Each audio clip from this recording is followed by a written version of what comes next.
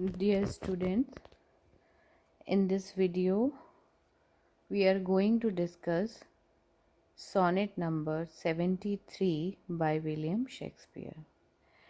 इस वीडियो में हम लोग शेक्सपियर द्वारा रचित सोनेट नंबर 73 को डिस्कस करेंगे।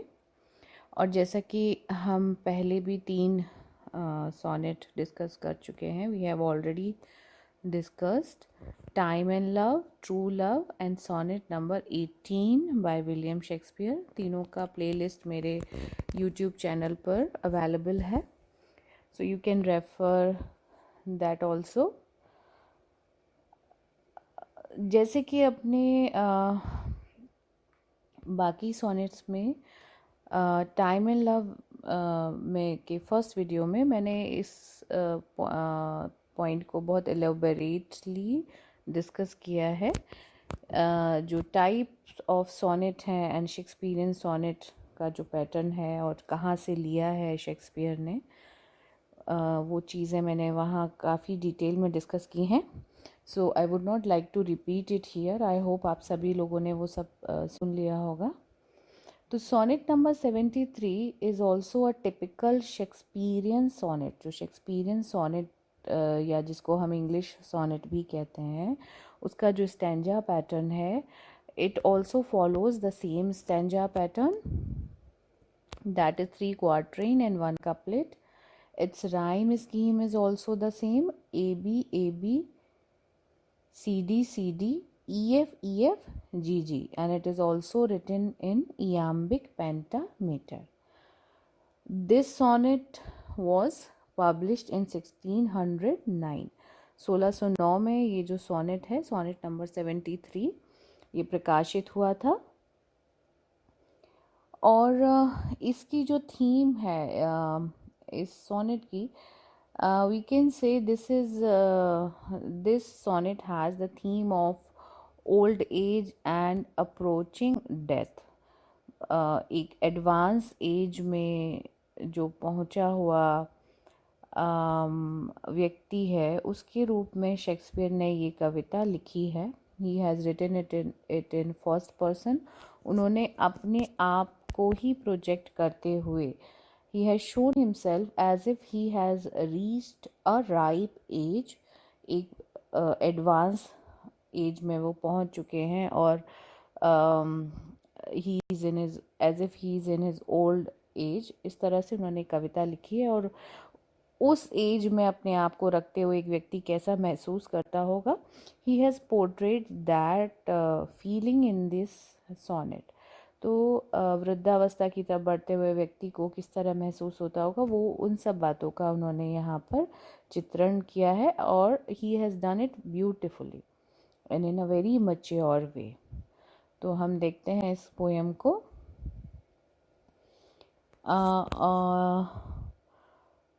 I will discuss this poem in 3 parts, again as I have done in all my sonnet series. In this video I will discuss the first stanza, that is first quatrain. In the next video I will discuss the second quatrain, the second stanza, and in the last video I will discuss the third and fourth stanza, that is the third quatrain and final couplet. So let us see the first stanza of this poem. It is like this, I will read out. That time of year thou mayest in me behold, when yellow leaves or none of few do hang upon those boughs which shake against the cold, bare ruined choirs where late the sweet birds sang. This is the first stanza of this sonnet. तो यहाँ Shakespeare कह रहे हैं, एक metaphor है यहाँ जो उन्होंने यूज़ किया है। He has used metaphor of a tree और a metaphor of autumn season. 2 metaphor उन्होंने यहाँ यूज़ किए हैं। तो जैसा मैंने बताया कि उन्होंने फर्स्ट पर्सन में ये पोएम लिखी है, आप पहली लाइन में देख सकते हैं, मैं फिर से पढ़ती हूँ। That time of year thou, thou means you, you mayst, sorry मैं ऐसे फिर से पढ़ती हूँ। That time of year thou mayst, mayst is may, MAY, you may in me behold, मैं अब उम्र के उस पड़ाव पर हूँ जहाँ पर वर्ष में, जैसे एक ईयर है, year has many seasons and in each season has its beauty, हर मौसम की अपनी एक खूबसूरती है, अपनी एक सुंदरता है, और हर मौसम में, वेदर में, क्लाइमेट में चेंजेस आते हैं, और हर सीज़न के अनुसार according we have to adjust ourselves, हमें अपने आप को एडजस्ट करना होता है। तो इसी तरह ऑटम सीज़न भी होता है, आप जानते होंगे, पतझड़ जिसको हिंदी में कहते हैं। और पतझड़ का या ऑटम सीज़न जो है उसमें जो पेड़ पौधे हैं उनके पत्ते झड़ जाते हैं, और धीरे धीरे उसके बाद विंटर आ जाती है, और जो खूबसूरती है, जो ग्रीनरी है एनवायरनमेंट की, वो सब कम हो जाती है। जो लश ग्रीनरी है वो भी कम हो जाती है, क्योंकि पेड़ों पर पत्ते नहीं रहते, तो the trees becomes less attractive and leaf less, पत्तियों के बिना, पत्तियों के रहित जैसे वो हो जाते हैं। तो इस तरह का मौसम जो है वो पतझड़ होता है, ऑटम होता है, और उसकी तुलना शेक्सपियर अपने आप से कर रहे हैं। और अपने आप से क्यों कर रहे हैं? He is projecting himself as if he is reaching old age, जैसे वृद्धावस्था होती है उसके पहले यंग एज होती है, यूथ होता है। Youth is always full of energy, beauty and attraction. तो बहुत कुछ होता है जो व्यक्ति अपनी युवावस्था में कर सकता है, लोग उसे पसंद भी करते हैं, वो बहुत अच्छा बोल भी सकता है, बहुत अच्छा दिखता भी है, और वो ही और she may be useful in many ways to others, तो लोग उन्हें बहुत पसंद, एक दूसरे को पसंद करते हैं। While in old age people और a person loses their capacity, their energy, physical energy भी कम हो जाती है, उनकी ब्यूटी ऑल्सो डिक्लाइन, सुंदरता भी, जो फिजिकल ब्यूटी है वो भी धीरे धीरे कम हो जाती है। तो the person doesn't remain that much attractive as he is in his young age. तो उसी तरह जैसे ऑटम सीज़न में प्रकृति की सुंदरता कम हो जाती है, उसी तरह ओल्ड एज में एक व्यक्ति की भी फिजिकल ब्यूटी, फिजिकल चार्म जो है वो कम हो जाता है। He loses is physical charm and attraction and beauty, we can say. तो इस सोनेट में, इस कविता में, Shakespeare is comparing himself, first of all he is projecting himself as an old man. वो मान रहे हैं कि जैसे कि वो बूढ़े हो गए हैं, या वो दिखाना चाहते हैं कि वो बूढ़े हो गए हैं, और उस अवस्था में, उस स्टेज ऑफ लाइफ में वो कैसा महसूस कर रहे हैं, या कोई व्यक्ति कैसा महसूस करता होगा। जाहिर है किसी और व्यक्ति को की ही भावनाओं को वो व्यक्त कर रहे हैं, because this poem was publish in 1609 and Shakespeare was born in 1564, so he was not that old when this poem was written.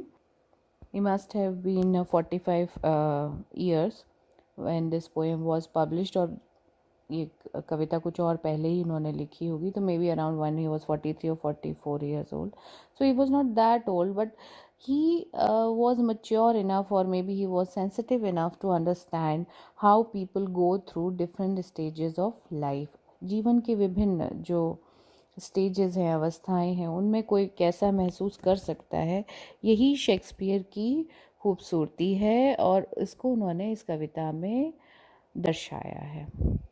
तो let us see the poem. That time of year, जैसे मैंने आपको बता दिया कि समय का वह समय, that time of year, year means वर्ष, वर्ष का, साल का वो समय, कब? वो समय है ऑटम सीजन जिसकी यहाँ बात हो रही है। Thou you mayst, you may in me, in me Shakespeare अपनी बात कर रहे हैं, you may in me बेहोल्ड, you may सी इन मी, आप मेरी तुलना, या सी का मतलब आप कंपेयर भी समझ सकते हैं, you may compare myself to an autumn season. आप मेरी जो he talking to the reader से बात कर रहे हैं शेक्सपियर, और वो कह रहे हैं कि आप मेरी तुलना साल में जब ऑटम सीजन आता है तो you may compare at present stage of my life I am at a place where you can compare me with the autumn season. आप मेरी तुलना पतझड़ के साथ कर सकते हैं। जैसे पतझड़ में मैंने आपको बताया पत्ते झड़ जाते हैं, खूबसूरती कम हो जाती है, उसी तरह मैं I am losing my physical charm. आगे एलोबोरेट कर रहे हैं कि पतझड़ में क्या होता है, what happens in autumn season when yellow leaves, पीली पत्तियाँ। हमें पता है कि पत्तियाँ जब झड़ती हैं तो उसके पहले ग्रीन लीव्स जो हैं वो धीरे धीरे उनका कलर चेंज होता है, वो धीरे धीरे येलो हो जाती हैं, फिर डार्क ब्राउन कलर हो जाता है उनका, and then they gradually fall, और फिर वो झड़ जाती हैं। ऑटम को फॉल का सीज़न भी इसीलिए कहा जाता है। तो दे आर डाइंग लीव्स, झड़ती हुई पत्तियां हैं, और none of few do hang upon those बोज।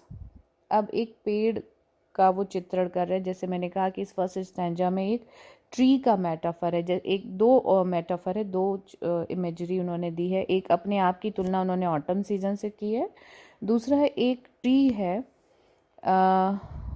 उसको उन्होंने दिखाया है, और उसकी भी तुलना कहीं ना कहीं अपने आप से ही कर रहे हैं। एक पेड़ है ऑटम सीजन में, जैसे एक पेड़ है जिसकी पत्तियां धीरे धीरे, मैंने बताया कि वो झड़ जाती हैं, फिर उस पर रहने वाले जो पक्षी हैं वो भी उड़ जाते हैं, और क्या होता है उस मौसम में, थोड़ा और आगे देखते हैं। तो वो सब अब मेरे साथ हो रहा है। So I am like a tree whose yellow leaves, जो एट प्रेजेंट उसमें क्या है, उसकी पत्तियां पीली पड़ चुकी हैं, और नन, और ऐसा लगता है कि जैसे हैं ही नहीं, almost all of the leaves have fallen down, ज़्यादातर पत्तियां झड़ चुकी हैं, ऑफ फ्यू, और शायद कुछ थोड़ी बची भी हैं, या तो सारी गिर गई हैं लगभग, या बहुत थोड़ी सी बची हैं, और वो कैसी हैं, डू हैंग अपॉन दीज बोज, जो अभी लटकी हैं। मतलब वो ऐसा लग रहा है कि वो भी शायद कभी भी गिर जाएंगी, वो बस लटकी हुई हैं। और कहाँ लटकी हैं, upon those boughs, boughs branches of that tree, उस पेड़ के शाखाओं पर वो पत्तियां जो हैं, they are hanging which have turned yellow already, जो पहले ही पीली पड़ चुकी हैं, वो लटकी हुई हैं, और कैसा लग रहा है उनको देख के, विच शेक अगेंस्ट द कोल्ड, और वो शेक, हिलती हुई दिख रही, दे आर क्विवरिंग शिवरिंग, वो बहुत जैसे कांप रही हैं। और कैसे कांप रही, अगेंस्ट, इन फ्रंट ऑफ, किसके सामने, अगेंस्ट द कोल्ड विंड। यहाँ विंड लिख लीजिए तो it will be easier for you to understand, कि जो ऐसी है कि जो ज़्यादातर पत्तियाँ गिर चुकी हैं या जो थोड़ी सी बची हैं, वो लगता है कि ठंडी हवा में कांपती हुई सी प्रतीत हो रही हैं। They are shivering and quivering, that is a good word, you can write SHIVER, और क्वेवर एक वर्ड है, QUIVER, तो they are shivering and quivering. और कैसा है वो पेड़, उसकी किस अवस्था में है, उसका चित्रण कर रहे हैं Shakespeare. It is bare, bare means empty, अब ये खाली हो चुका है। बेयर क्यों है, because most of the leaves है फॉलन डाउन, उसकी जो ज़्यादातर पत्तियां हैं वो गिर चुकी हैं, तो इसकी खूबसूरती भी अभी it is empty of its beauty, इसके अंदर अभी कोई खूबसूरती दिखाई नहीं दे रही। रूइंड कॉयर्स, अब कॉयर्स कहते हैं ग्रुप ऑफ सिंगर्स को। तो जब पेड़, when the tree is full of lush green leaves, जब बहुत अच्छी उसमें पत्तियां होती हैं, तो पक्षी भी वहाँ आते हैं, they also make nest there, and this it seems that they chit chat there, they chatter, they twitter there, वहाँ बैठ के बहुत चहचहाते हैं, पक्षियों की आवाज़ें आती हैं, and it seems as if they are singing a song, ऐसा लगता है कि वो वहाँ कोई गीत गा रहे हैं। तो रूइंड कॉयर, तो कॉयर कहते हैं ग्रुप ऑफ सिंगर्स को। तो जो बहुत से पक्षी हैं जो ग्रुप्स में वहाँ आ जाते हैं, तो ऐसा लगता है कि they are group of singers, तो वो वहाँ बैठ के अपना गीत गाते हैं। लेकिन अब ये कॉयर जो है, जो ग्रुप ऑफ सिंगर्स है, वो अब कैसा हो गया है, रूइंड हो गया है। रूइंड हो गया है मतलब बर्बाद हो गया है, means they have left the tree, that choir, that group of singers have left that tree because this tree is no more able to give them shelter. अब वो उनको शेल्टर देने के लिए, उनको शरण देने के लिए, उनको घर देने के लायक अभी वो नहीं है। और पहले ये ट्री कैसा था? Where late the sweet birds sang, where, यहाँ इस ट्री पर पहले कैसा होता था? लेट का मतलब you can write recently, lately, recently, जहाँ अभी कुछ ही समय पहले sweet birds use to sing, जहाँ पर मीठा गीत गाते हुए पक्षी दिखते थे, ऐसा ये पेड़ था। But now it is devoid of any beauty, इसकी सुंदरता जो है वो नष्ट हो गई है, तो everyone has left it. So Shakespeare is comparing himself here as an old man, अपने आप को एक वृद्ध व्यक्ति के रूप में प्रदर्शित कर रहे हैं और ये कह रहे हैं कि now I am devoid of any beauty and attraction, मेरे, क्योंकि मैं बूढ़ा हो रहा हूँ तो मेरे अंदर सुंदरता और आकर्षण की कमी हो जाती है, किसी भी वृद्ध व्यक्ति में हो जाती है, तो लोग मुझे छोड़कर जा रहे हैं। नाउ आई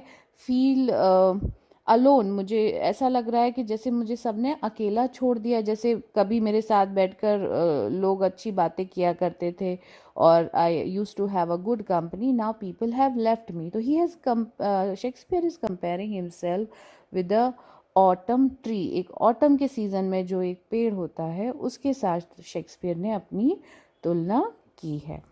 तो बच्चों ये थोड़ा सा डिफ़िकल्ट सोनेट है and I have try to make it easy for you, इसीलिए थोड़ा सा वीडियो लंबा भी हो रहा है। So I hope you will understand. In the next video we will discuss the second stanza of this poem. Thank you very much.